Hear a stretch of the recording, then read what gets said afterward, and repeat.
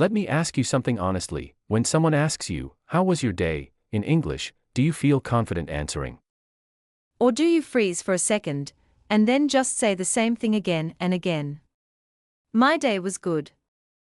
If that sounds like you, then you're not alone. But here's the truth, that one sentence is exactly what is stopping your English from sounding fluent. Because native speakers don't just say their day was good or okay. They describe it, they feel it, and they express it in a completely different way. And today, we are going to change the way you talk about your day forever.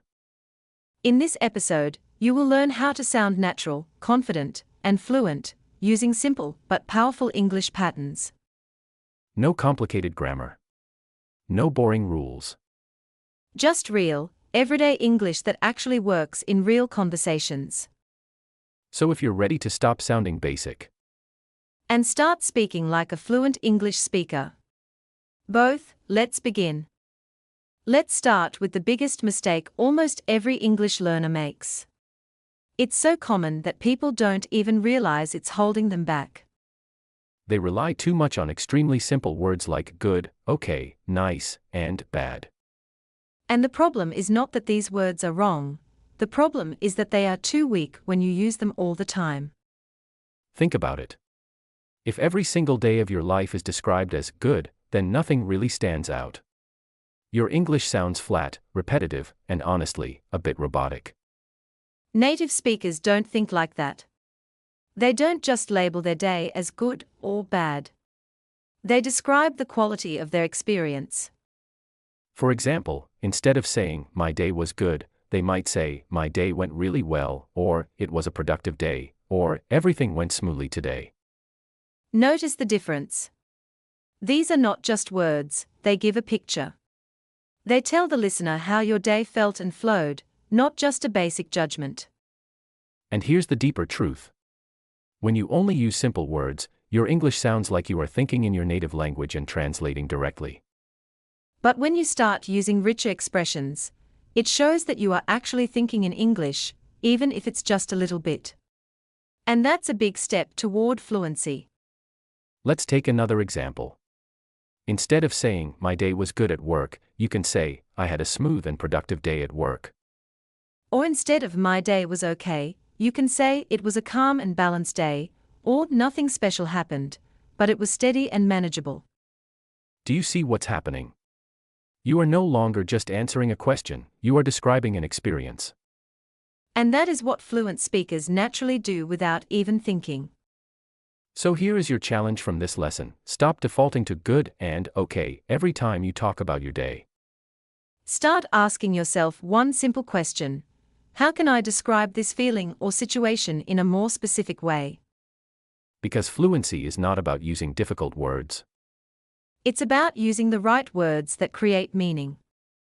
And once you master this small shift, your English will instantly sound more natural, more confident, and far more fluent.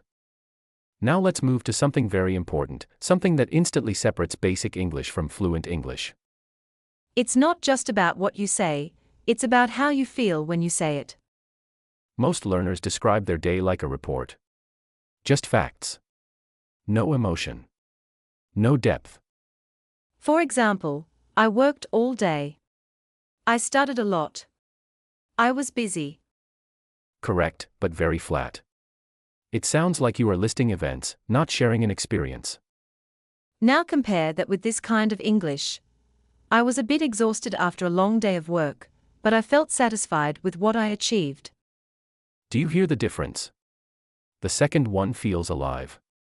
It has emotion, energy, and personality. That's exactly what native speakers do naturally. They don't just say what happened, they explain how it affected them. Because in real conversation, people don't connect through facts, they connect through feelings. If someone says, "I had a busy day," it's okay, but it doesn't invite a response. But if someone says, "I had a hectic day, I barely had time to breathe," suddenly it feels more human, more relatable. And this is the secret: emotional language makes your English memorable. Let's take another example. Instead of saying, "I studied for 3 hours," you can say, "I focused deeply for 3 hours and felt mentally drained but proud of my effort." Same situation, but completely different impact. One sounds like a school answer. The other sounds like a real conversation. And here's something important to understand. Adding feelings doesn't mean being dramatic. It means being honest about your experience. Even simple emotions like tired, happy, satisfied, stressed, or relaxed can completely change your sentence. For example, I finished my tasks becomes I finally finished my tasks and felt relieved. That one word, relieved, adds life to the sentence. So your challenge here is simple. Every time you describe your day, don't stop at actions. Ask yourself, how did this moment make me feel? Because when you add feelings to your English, you don't just sound fluent. You sound real. Now let's level up your English even more. This is a small change, but it makes a huge difference in how natural you sound. Most learners speak in very general sentences. They say things like, my day was busy, or, I was working all day. But here's the problem, those sentences are too vague. They don't give the listener any real picture. Native speakers don't just say what happened, they also say when and how the day unfolded. Because real life is not one single block. A day has structure, morning, afternoon, evening, different moments, different energy. So instead of saying, my day was busy, you can say, my morning was packed with meetings, but my afternoon was more relaxed. Now suddenly, the listener can see your day. It feels organized, real, and natural. And that's the key difference between basic English and fluent English, detail. Let's take another example. Instead of saying, I studied today, you can say, I studied in the morning for a few hours, took a break in the afternoon, and revised again at night.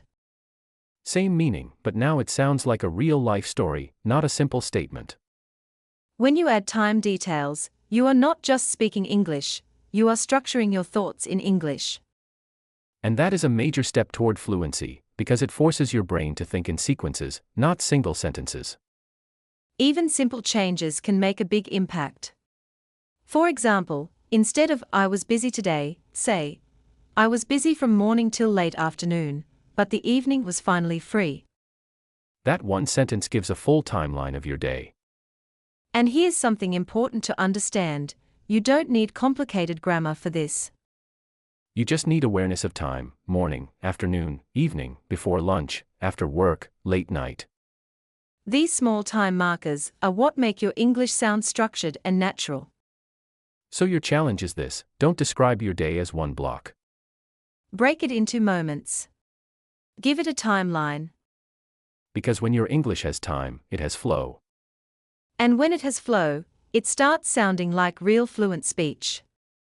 Now let's talk about something that instantly transforms your English from basic to natural and fluent. And this is something most learners completely ignore. They speak in sentences, but they don't speak in stories. Think about it. When you talk about your day, do you just list things one by one? Like, I woke up. I went to work. I came back home. I was tired. That's correct English, but it doesn't sound alive. It feels like a checklist, not a conversation. Now compare that with how native speakers talk. They don't just say what happened, they replay the moment like a small story. For example, I woke up late this morning, rushed to get ready, almost missed my bus, but somehow made it on time, and the rest of the day actually turned out better than expected. Do you hear the difference? That is not just information, that is storytelling. And storytelling is the secret behind natural English fluency.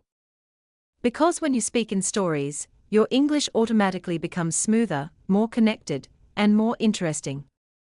Instead of short, broken sentences, you start linking ideas together. You use words like so, but, then, after that, and suddenly your speech flows like water. Let's take another example. Instead of saying, I had a busy day, you can say, I started my morning with a lot of pressure at work, then things got even more intense in the afternoon, but by evening everything settled down, and I finally relaxed. Now that doesn't sound like a textbook answer, it sounds like someone sharing their real experience. And here's the powerful truth: people don't remember perfect grammar, they remember stories. When you speak in a story style, your listener stays engaged. They don't just hear you, they feel your day. And this is exactly how fluent speakers think. They don't translate sentence by sentence. They mentally replay their day like a movie, and then they describe it naturally.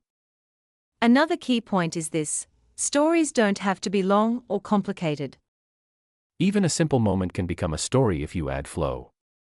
For example, I went to buy coffee, but the shop was crowded, so I decided to wait, and during that time I ended up talking to an old friend. that's simple English, but it feels alive, natural, and real. So your challenge is not to memorize big words. Your challenge is to connect your ideas like a story. Because once you start speaking in story form, your English stops sounding like practice. And starts sounding like real communication.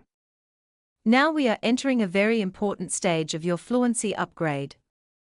And this one change alone can instantly make your English sound more powerful, more natural, and more confident. Let's talk about a word that almost every learner overuses. Very. Very good. Very bad. Very tired. Very busy. Very happy. It feels safe. It feels easy. But the truth is, it makes your English weak. Because fluent speakers don't depend on very. They replace it with stronger, more precise words. Instead of saying very good, they say excellent, amazing, or fantastic. Instead of very bad, they say terrible, awful, or horrible. Instead of very tired, they say exhausted. Instead of very busy, they say hectic or overwhelmed. Now listen carefully, this is not about sounding fancy. It's about sounding exact. Because very is vague. It doesn't show intensity clearly. But strong words do. For example, if you say I am very tired, the listener understands you are tired, but they don't feel how much. But if you say, I am exhausted, suddenly the picture becomes stronger. They can imagine your energy is completely drained. That is the power of vocabulary precision. Let's go deeper. Imagine you are talking about your day. My day was very good. That's basic. But now upgrade it, my day was fantastic. Or, my day went exceptionally well. Now your sentence doesn't just inform, it expresses confidence. And confidence is a huge part of sounding fluent. Another example. Instead of I was very happy today, say I was thrilled, or I felt genuinely happy. Notice how one strong word replaces two weak ones. And that is what fluent speakers naturally do. They don't stretch sentences, they compress meaning into powerful words. Now here's something important. You don't need to learn thousands of new words at once. You just need to replace your most common words first. Start with very. That's your biggest upgrade point. Then slowly replace other basic words like nice, bad, big, small, good. For example, very big, huge, very small, tiny, very nice, wonderful, very bad, terrible. These small swaps create a big transformation in how your English sounds. And here's the secret most learners don't realize. Fluency is not about speaking more, it's about speaking better. When you use strong words, you automatically sound more confident, even if your sentences are short. Compare these two: my day was very good and I was very tired. Now this, my day was fantastic, but I was exhausted. Same meaning, completely different impact. The second one sounds natural. Clean. Fluent. So your mission from this lesson is simple but powerful. Stop relying on very. Start searching for stronger words that say the same thing, but better. Because once you break this habit, your English will instantly sound more advanced. And you will finally start sounding like someone who thinks in English, not someone who translates it. Now we're getting closer to real fluency, because this lesson is about how native speakers actually talk every day. And here's something important to understand. Most learners know English, but they don't sound natural when they speak it. Why? Because they use school English instead of real-life English. For example, they might say, I finished my work today. Correct. But native speakers rarely stop there. They use natural expressions that carry feeling and flow. Like, I got a lot done today. Or, it was a productive day. Or even, I finally got through everything I needed to do. Do you notice something? These expressions are not just information, they sound like real human conversation. And that's the key difference. Natural English is not about being perfect, it's about being effortless. Let's take another example. Instead of saying, I am very busy, native speakers might say, I've got a lot going on. or, I'm tied up all day. Or, I barely have a free moment today. Same idea, but much more natural and fluent.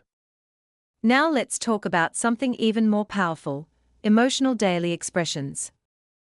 For example, instead of saying, it was a long day, you can say, It was one of those long days that just drains your energy. or, it felt like the day would never end. These expressions are not taught in traditional classrooms, but they are used in real conversations every single day. And that's why learners often understand English, but still struggle to sound natural. Because fluency is not just grammar. It's phrasing. Let's look at another situation. Instead of saying, I am going home now, native speakers say, I'm heading home. or, I'm off home. Short. Simple. Natural. And this is very important, native speakers love short expressions. They don't over-explain. They don't overthink. They just speak naturally. Now here's a powerful pattern you should learn. Instead of formal sentences, use conversational shortcuts. For example, I am going to eat, I'm grabbing something to eat, I am going to sleep, I'm off to bed, I am very hungry, I'm starving. These are not complicated words, but they completely change how fluent you sound. And here's the truth. If you use natural expressions, even with simple grammar, you will still sound fluent. But if you use perfect grammar with unnatural phrases, you will still sound like a learner. That's how powerful expression choice is. So your challenge from this lesson is simple. Start listening to how native speakers actually speak in daily situations. Not textbooks. Not exams. Real conversations. And start replacing your formal English with natural phrases. Because when your English starts sounding natural, it starts sounding fluent. Now we've reached the final, and one of the most powerful lessons. This is where everything comes together. Because how you end your thoughts about your day can completely change how fluent you sound. Most learners stop too early. They just say, my day was good. And that's it. But native speakers don't end there. They reflect. They summarize. They give meaning to their day. Because in real conversation, people don't just report their day, they evaluate it. They ask themselves, what kind of day was this really? So instead of just saying my day was good, a native style ending could be, it was a productive and balanced day overall. or, it wasn't perfect, but I got a lot done and I'm satisfied with it. Or even, it was a challenging day, but I handled everything well.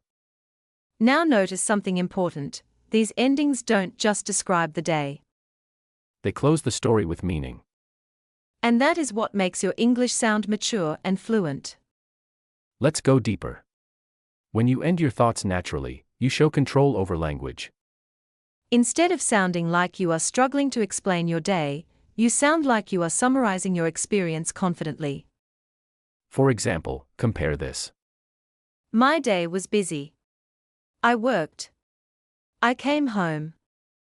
Now compare it with this. It was a busy day, but I managed everything well and finally had time to relax in the evening. The second one feels complete. It has a beginning, middle, and end. And that ending mindset is what native speakers naturally use in conversations. Another powerful technique is adding a small reflection at the end. For example, I learned a lot today. I think I handled the day better than usual. It wasn't easy, but it was worth it. These small reflections make your speech sound thoughtful, not mechanical. Because fluency is not just about talking, it's about thinking while talking. Now here's something very important. You don't need a long speech to sound fluent. Even one strong ending sentence can completely change how your English is perceived. For example, I had a long day.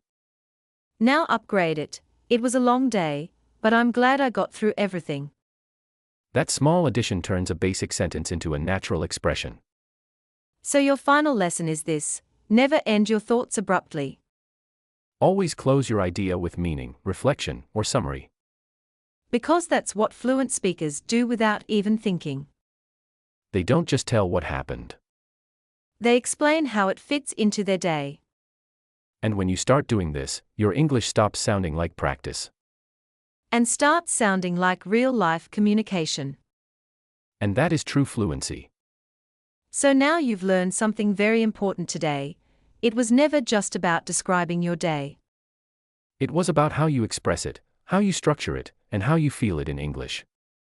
From replacing simple words, to adding emotions, to speaking in stories, and ending with natural reflection. Each lesson was a step towards sounding more fluent, more natural, and more confident. And if you notice something, none of this required difficult grammar. It only required a shift in the way you think in English. Because fluency is not about memorizing sentences. It's about expressing your real life in a natural way. Now your challenge is simple: don't just listen to these lessons. Use them. Practice them. Speak them in your daily life. Even if it feels small at first, every improvement builds your confidence.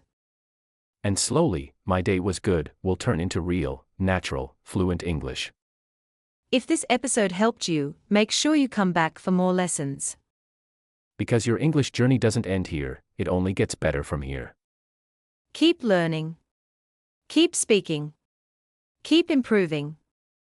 And one day, you won't think about English. Both, you'll just speak it naturally.